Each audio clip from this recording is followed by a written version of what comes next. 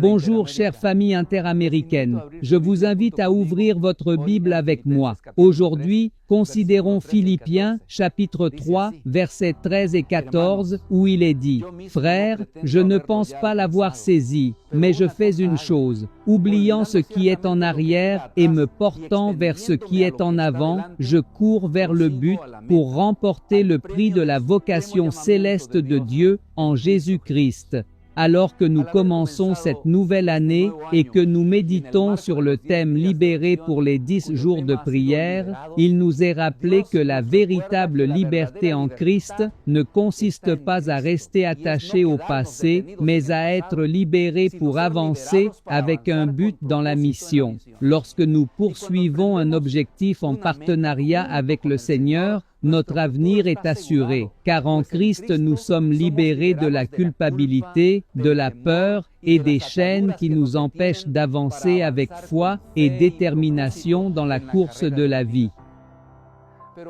Cependant, nous ne pouvons pas avancer vers lui tout en regardant constamment en arrière. Les accomplissements de l'année écoulée sont des raisons d'avoir de la gratitude, mais ils ne doivent pas nous rendre complaisants, car Dieu a encore beaucoup plus en réserve pour nous. Durant ces 10 jours de prière, le Seigneur nous a rappelé qu'il ne s'agit pas d'avoir déjà tout reçu, mais de vivre fidèlement avec ce que nous avons reçu. Lorsque nous mettons en pratique la vérité que nous connaissons, nous grandissons.